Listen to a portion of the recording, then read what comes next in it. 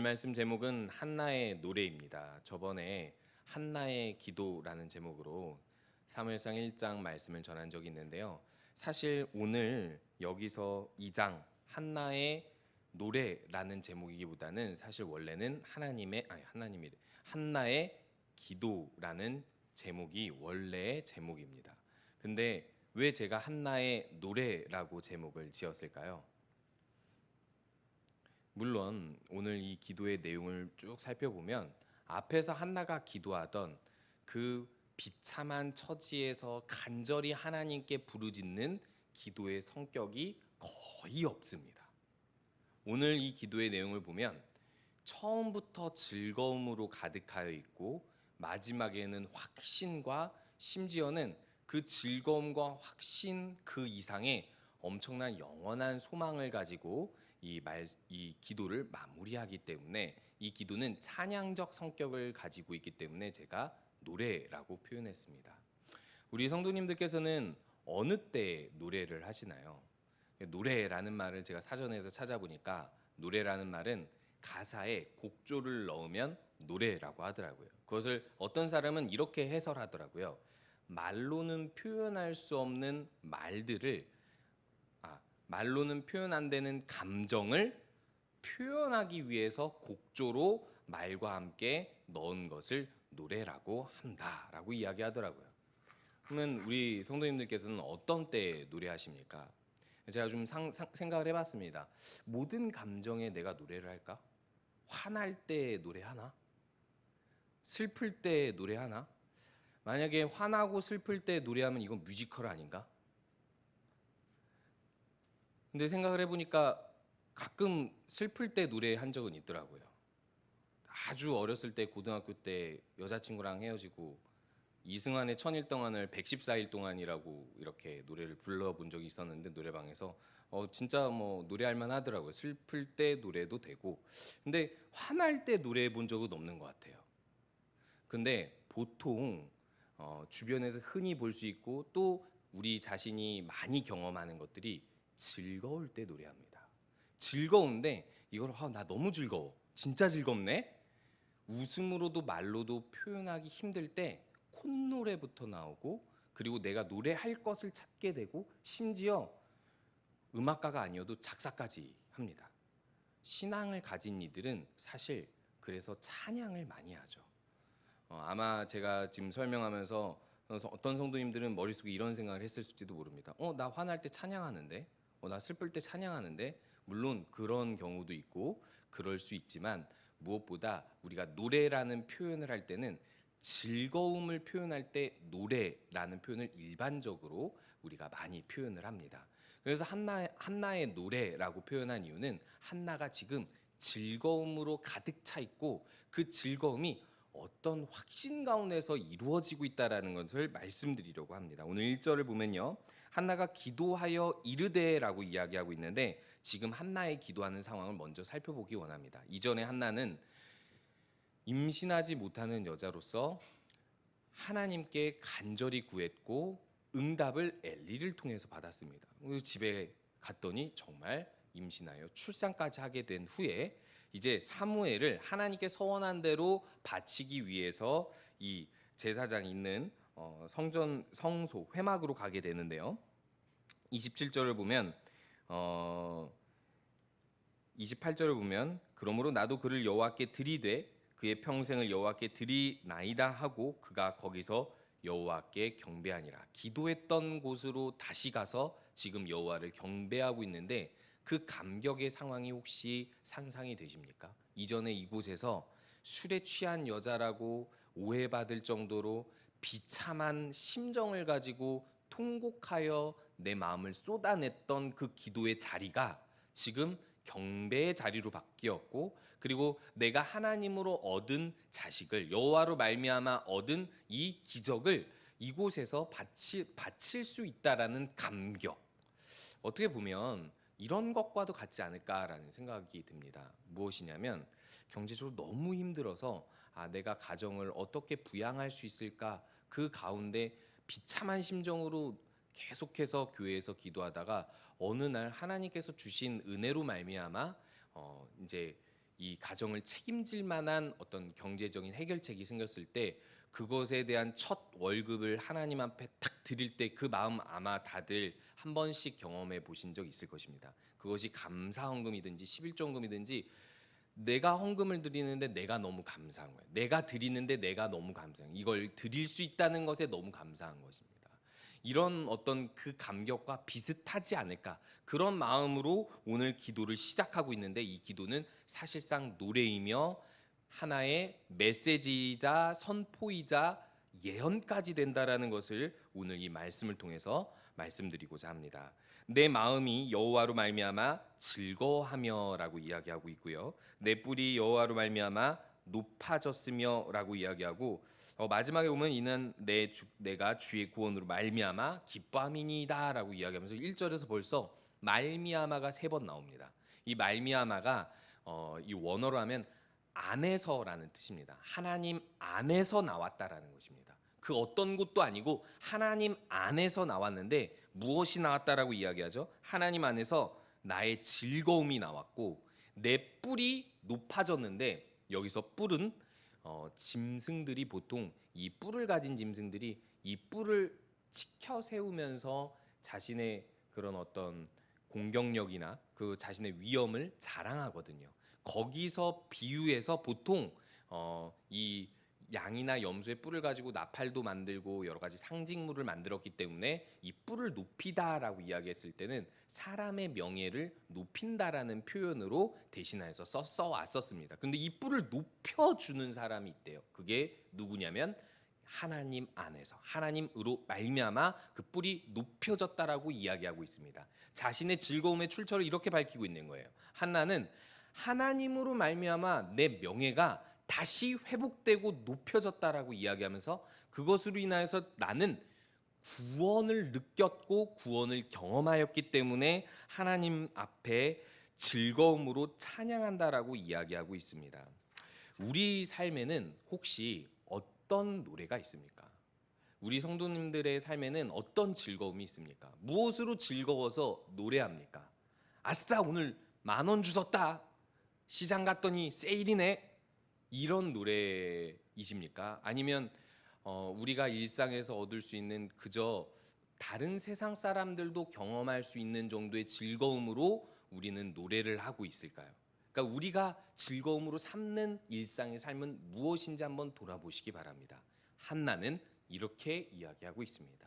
여호와로 말미암아, 주의 구원으로 말미암아, 여호와께서 나의 명예를 높이시고 회복시키셨기 때문에 내 모든 것의 회복자가 되시고 구원자가 되시고 내 삶의 통치자가 되시는 하나님으로 말미암아 자신은 즐거워하고 노래하겠다라고 선언하고 있는 것입니다. 이것이 무엇이었습니까? 한나는 사실 임신하지 못하는 사람이었습니다. 근데 드디어 하나님으로 말미암아 임신하여 아기를 낳고 이 즐거움에 찬양을 하는 것입니다. 이게 한나에게 지금 기적이 일어난 게 맞나요? 성경을 보면 기적이 일어난 게 맞는데 이게 좀 세상 사람들의 눈으로 봤을 때, 물론 이게 임신하지 못하던 여자가 임신하면 그걸 또 기적이라고 세상 사람들도 생각할 수 있지만, 사실 아기 하나 낳는 게 뭐 그렇게 큰 기적입니까? 어떻게 보면 누구나 다 하는 거 아닙니까? 이거를 한마디로 이야기하자면 평범한 일이 일어난 거예요. 평범한 일이 일어났는데 한나에게는 평범하지 않은 겁니다. 왜냐하면 한나는 평범하지 않았던 사람이기 때문입니다. 평범한 게 아니라 비참한 사람이었어요. 평범한 일마저도 해내지 못하는 사람이었던 것입니다. 물론 유대인들이 항상 생각하고 있었던 건 이 모든 출산, 모든 생명 하나님으로부터 나오기 때문에 이건 하나님의 저주를 받았다고 생각하거나, 또는 어떤 이유가 있어서 하나님에 의해 이 출산이 막혔다, 이 다른 사람들이 누리고 있는 평범함을 내가 누리지 못한다 정도로 생각했을 수 있지만, 어찌됐든 한나는 다른 사람들이 누리고 있는 누구나 모든 여자가 다 하고 있는 출산을 자기만 못하고 있었기 때문에, 어떻게 보면 분인나가 이걸 보고 박수 쳐줬겠습니까? 와, 대단하다, 기적이다 이렇겠습니까? 분이나는 벌써 자녀가 몇인데? 어떻게 보면 조금 성경의 눈이 아니라 세상적 기준으로 봤을 때 한나가 아기 하나 낳고 지금 이렇게 기뻐하고 있는 것은 사실상 과해 보이기까지 합니다. 그런데 이것을 뒤집어서 생각해 본다면 한나의 관점에서는 평범한 일이 기적이었던 거예요. 모든 여자들이 아주 평범하게 아기를 낳고 있는 그 출산하고 있는 일들이 너무나도 자신한테는 간절한 바램이고 자신에게 일어나면 그것은 기적이고 심지어는 남들은 그 기적을 다 소유하고 있다고 그 관점으로 바라본 것입니다. 그렇기 때문에 한나는 평범한 일이 기적이 될 수 있는 것을 발견한 사람이기 때문에 하나님을 노래할 수 있는 것입니다. 그래서 성경에서 잘 보면 하나님의 기적을 일으키는, 하나님의 기적이 일어나는 가문은 보통 불임의 어떤 여인에게서 나옵니다. 아브라함, 이삭, 라헬, 삼손, 등등등의 성경 인물들이 다 불임의 가정에서 이 하나님의 기적이 일어납니다. 왜 그럴까요? 너무나도 당연한 것 같은 평범한 일도 하나님의 기적임을 깨닫게 해주시기 위해서입니다.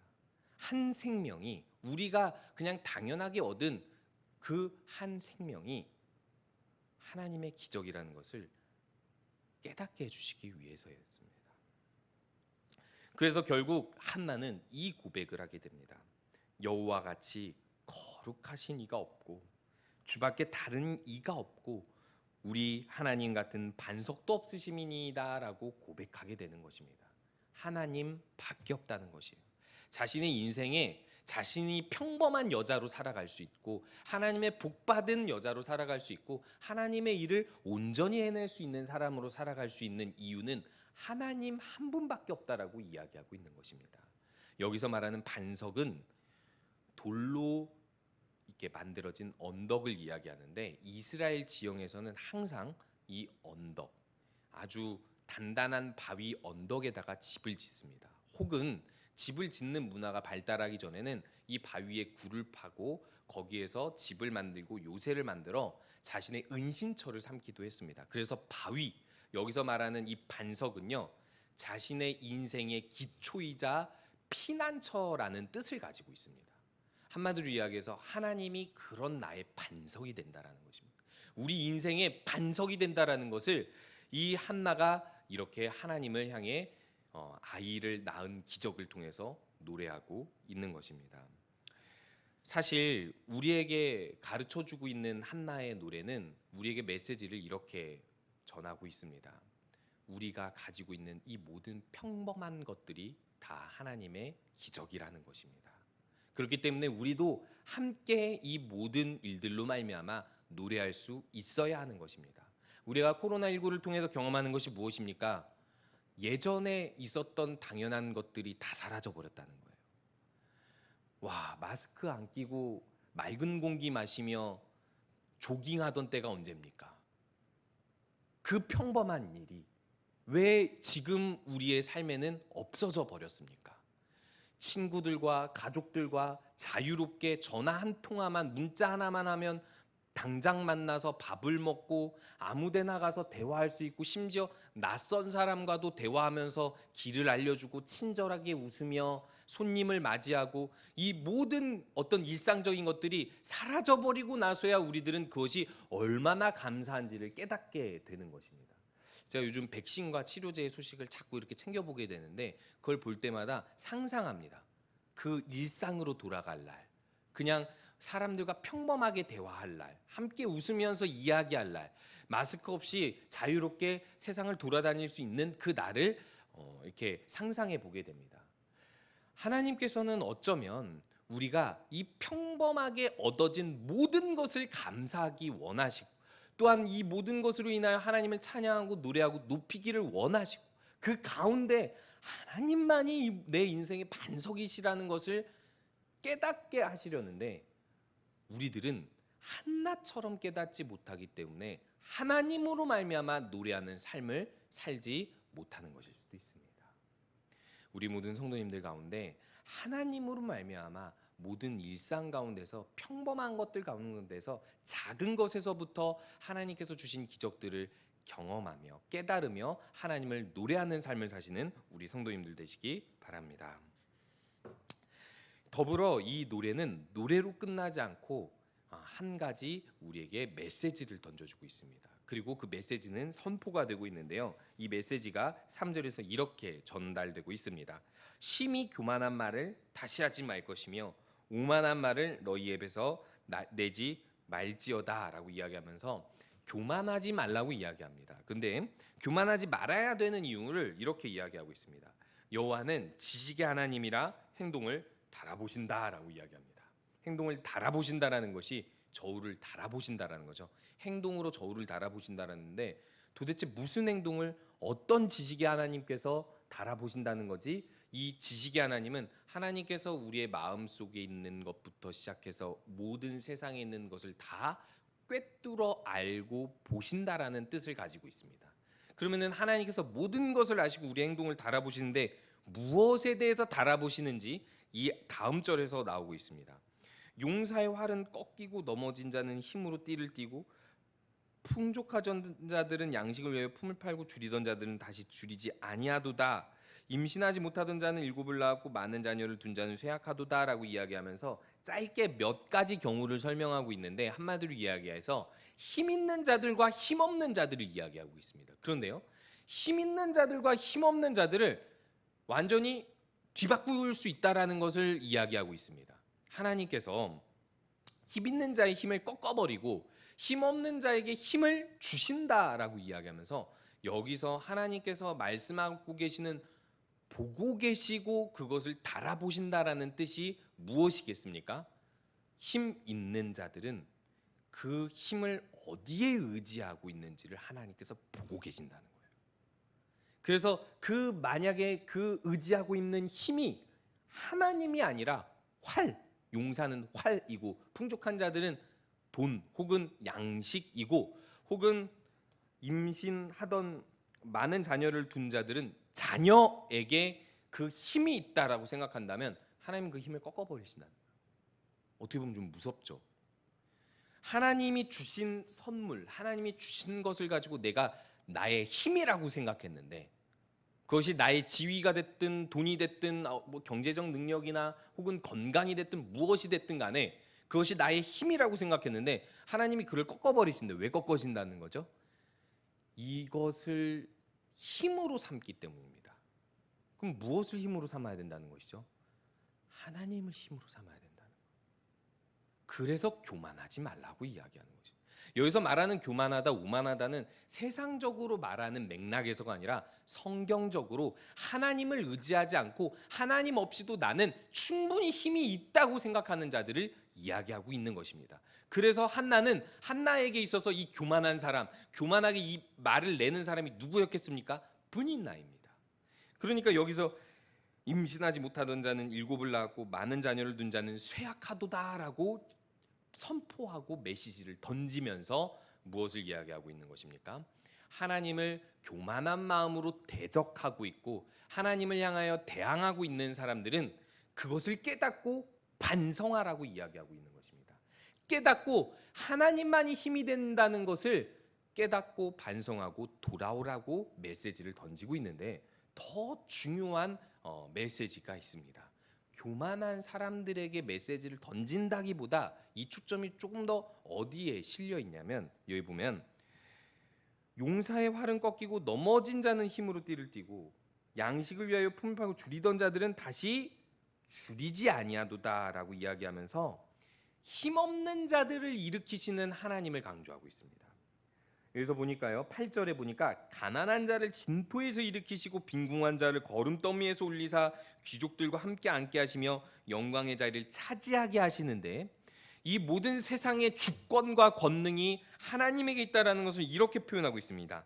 땅의 기둥들은 여호와의 것이고 여호와께서 세계를 그것들 위에 세우셨기 때문에 그가 거룩한 자들의 발을 지키시고 악인들을 잠잠하게 하시는데 힘으로는 이길 자가 없습니다라고 이야기하면서 자신의 힘이라고 생각했던 것들을 의지하면서 승리했다 말하는 사람들을 하나님께서 완전히 잠잠하게 꺾어버리시는데, 오히려 가난한 자, 빈궁한 자들을 하나님께서 일으키셔서 하나님의 힘을 불어 넣으신다라는 것입니다. 그런데 그 사람들을 9절에서 이렇게 이야기하고 있습니다. 거룩한 자들이라고 이야기하는데, 여기서 말하는 거룩하니 하나님이 거룩하시다 할 때 그 카도시라는 원어를 쓰지 않습니다. 하시드라는 원어를 쓰는데, 한마디로 헤세드, 하나님의 은혜를 상징하는 의미로 거룩한 자들이라고 이야기하는 거예요. 한마디로 하나님께서 은혜를 주셔서 은혜를 입어 거룩하게 된 자들, 즉 힘이 하나도 없는데 완전히 무력한 자들인데, 한나처럼 대단한 사람이 아닌데, 심지어 신앙도 대단한 신앙을 가진 게 아닌데, 그저 그 무력함과 힘없는 중에 하나님의 은혜를 바라고 하나님의 은혜를 힘입어 거룩한 자들이 된 사람들을 하나님께서 지키셔서 그 힘없던 자들을 세워 하나님께서 하나님의 나라를, 하나님의 놀라운 일들을 이루신다라는 확신을 선포하여 힘없는 자들에게 격려를 주고 있는 것입니다. 사실은 한나는 이 하나님을 노래하지만 이 하나님의 속성을 선포함으로 인해서 사람들에게 위로의 메시지를 던지고 있는 것입니다. 나처럼 환난을 당한 자가 있다면, 힘없는 자가 있다면 하나님의 힘을 의지하라는 것입니다. 그러면 그 하나님의 힘으로 말미암아 다시 일어설 수 있을 것이라는 확신을 전해주고 있는 것입니다. 즉 여호와께서는 가난하게도 하시고 여호와께서는 죽이기도 하시고 살리기도 하시며 스울에 내리기도 하시고 거기에서 올리기도 하시고 가난하게도 하시고 부하게도 하시며 낮추기도 하시고 높이기도 하시는 모든 세상 법칙의 주권자라는 것입니다. 그런데요, 왜 이런 위로를 던질까요? 위로가 필요한 사람들, 힘없는 자들은 그 머릿속에 의외로 하나님이 온 세상의 주권자라고 생각하지 않기 때문에 좌절합니다. 힘 있는 자들이랑 똑같은 생각을 하고 있는 거예요. 아, 내가 힘이 없어서 이 세상에서 평생 나는 이렇게 힘없는 채로 살아야만 하는구나. 그냥 이 세상은 악한데 하나님은 일하시지 않는구나라고 생각하기 때문에 좌절하는 것입니다. 그런데요, 하나님께서 여기서 말씀하시는 걸 잘 보시면요, 가난한 자를 가난하게도 하시고 부하게도 하시고 죽이기도 살리기도 하신다는 게 무슨 말이죠? 세상의 법칙이 이루어지는 것이 아니라 하나님이 법칙이라는 겁니다. 좀 다르게 이야기하면 세상의 법칙이 있다가도 하나님이 변칙을 둬서 그 법칙을 확 바꿔버린다는 거예요. 하나님이 변칙으로 세상에 우리가 알던 법칙을 싹 바꿔버려서 결국 하나님의 법칙을 만들어버리는데, 하나님께서 가난과 부함과 죽음과 삶의 모든 역사를 하나님께서 주권적으로 통치한다라는 것을 분명하게 보여주시고 말씀하고 있는 것입니다. 이걸 통해서 우리들은 위로를 받는 겁니다. 아, 세상에 어떤 원리가 있어서 내가 그 가운데서 피해를 받거나 억울한 일을 당할 수 있고 어려움을 처할 수 있지만은, 그것이 자연적이거나 인간의 구조 가운데서 그럴 수도 있지만은, 그 모든 법칙에 변칙을 두시는 분이 하나님이라는 사실을 믿으라는 것입니다. 이 믿음 속에서 우리는 노래할 수 있습니다. 하나님만이 법칙이라는 것. 우리가 아는 세상의 법칙이 아니라 하나님만이 법칙이라서 변칙도 주실 수 있는 그 분만 의지한다면 우린 소망이 있습니다. 이것이 우리가 노래하는 이유입니다. 마지막으로 9절에서 10절에서 이제 영원한 소망을 이야기하고 있습니다. 그 영원한 소망은 하나님의 통치가 새롭게 이루어질 것이라고 하는데, 9절과 10절을 이어서 11절로 이어보도록 하겠습니다. 먼저 9절을 보면 이제 10절을 보면요, 여호와를 대적하는 자는 산산이 깨어질 것이라. 하늘에서 우레로 그들을 치시리로다. 여호와께서 땅 끝까지 심판을 내리시고 자기 왕에게 힘을 주시며 자기의 기름 부음을 받은 자의 뿔을 높이시리로다. 약간 한나의 삶과 조금 동떨어져 있는 이야기를 하는 것만 같습니다. 한나의 삶에 왕이라는 제도가 있었습니까? 없었습니다. 그리고 한나가 자기의 아들 사무엘이 왕이 될 것이라고 상상했을까요? 그러지 않았습니다. 그런데 여기서 왕이라는 단어가 나오고 기름 부음 받은 자의 뿔을 높이신다라고 이야기하면서 하나님이 세우신 왕을 뜻하는 것 같은 말씀을 예언으로 지금 한나가 이야기하고 있습니다. 왜 갑자기 이런 맥락으로 선포하고 있는 것일까요? 지금 사사시대가 끝나가고 있는 중에 사무엘이 태어나죠. 사사시대는 어둠의 400년이었습니다. 하나님을 온전히 경외하고 경배하지 않는 왕이 없으므로 이 혼란에 빠진 시대였습니다. 근데 이 시대 가운데 한나는 한 아이를 얻게 되었고 이제 그 아이를 바치러 성소에 갑니다. 회막에 갑니다. 그곳에 가서 아이를 바칠 때 무슨 기대로 바칠까요? 그냥 서원했으니까 바치지 뭐. 그냥 서원한 걸 지킨다라는 의미만 있었을까요? 아니면 우리 성도님들이 만약에 한나라고 생각했을 때 서원한 것을 바칠 때 그 이상의 기대를 합니까? 내가 바친 이 아이를 통해서 혹여나 어떤 더 놀라운 기적이 이스라엘 가운데 이루어지지 않을까 소망하지 않았을까요? 왜냐하면 이 당시에 이스라엘의 사사는 엘리제사장이었습니다. 그 엘리제사장 밑으로 이 아이를 11절에 보니까요 보내요. 엘리제사장이 물론 아주 뛰어나고 영적으로 아주 밝은 선지자는 아니었죠. 더더군다나 지금 다음 후계자가 누구로 선정되어 있습니까? 엘리제사장의 두 아들로 선정되어 있어요. 이 두 아들의 악행은 그 다음 구절에서 나옵니다. 그 다음 구절에서 나오는데 그 두 아들의 악행을 봤을 때 이 두 아들이 이스라엘을 사사로서 통치하게 되면 무슨 일이 일어날까요? 설명 안 해도 아실 것입니다. 그런데요, 하나님께서 진짜 역사를 어떻게 만드시냐면 엘리제사장의 가문이 다 죽고 멸망하고 엘리제사장 밑에 있던 사무엘을 통해서 새로운 사사를 세우시고 그 사무엘을 통해서 사울 왕에게 기름 부으시고 또 사울 왕이 하나님의 힘을 의지하지 않자 그 사울 왕을 폐위시키시고 하나님의 힘을 의지하는 다윗 왕에게 기름 붓는 사사로서 사무엘을 하나님께서 키우십니다. 한나는 이 모든 것을 구체적으로 계산하지는 않았어도 기대가 있었던 거예요. 내가 주님의 기적으로 말미암아 온전히 바치는 이 아이를 통해서 지금 이 엘리제사장의 사사의 두 아들이 아니라 혹여나 이 두 아들이 아니라 이 사무엘을 통해서 새로운 일이 일어나지 않을까라는 기대가 있었던 것입니다. 하나님께서 세우시는 왕을 통해서 새로운 나라가 세워질 것이라는 기대로 노래의 마지막을 장식하고 있는데 이 노래가 누구의 노래가 되죠? 이스라엘의 노래가 돼요. 한나의 노래가 이스라엘의 노래가 되는데 이 이스라엘의 노래를 누가 신약 성경에서 부르죠? 마리아가 부릅니다. 마리아가 1장 46절에서 51절까지 이 이스라엘의 노래를 거의 비슷하게 선포하고 예언하고 있습니다. 누구를 품고요?